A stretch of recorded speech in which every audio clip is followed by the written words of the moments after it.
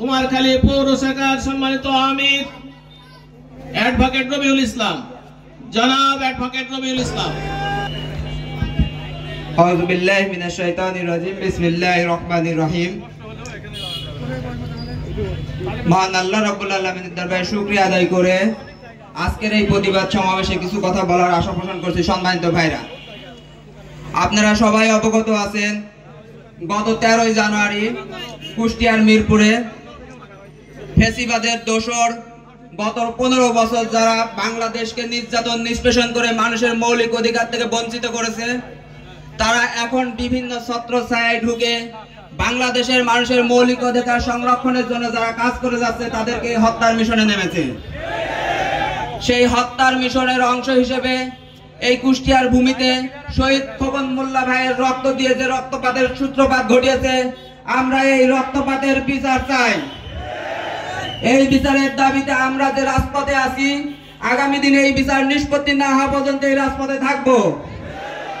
যারা গত 15 বছর ধরে স্বৈরাচার করেছে, সেই স্বৈরাচার নতুন ভাবে যারা স্বপ্ন দেখছে, তাদেরকে এই দেশ থেকে বিতাড়িত না করা পর্যন্ত আমরা রাজপথ ছাড়বো না। আমরা তাদেরকে জানিয়ে দিতে চাই, স্বৈরাচারী করে একটি রাষ্ট্র বেশি দিন টিকে থাকা যায় না। শেখ হাসিনা থেকে শিক্ষা নিন।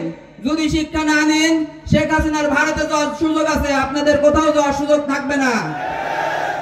আমরা হুঁশিয়ারি করে দিতে চাই, খোকন মোল্লাকে হত্যা করে এই বাংলাদেশকে স্বৈরাচার প্রতিষ্ঠা করা যাবে না।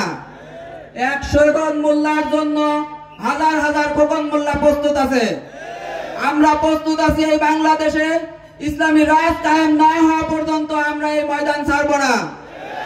আপনাদের সবার প্রতি উদাত্ত আহ্বান থাকবে, শহীদ খোকন মোল্লার প্রতিটা রক্ত ফোটার প্রতিশোধ না নিয়ে এই ময়দান ছেড়ে আপনারা কেউ যাবেন না।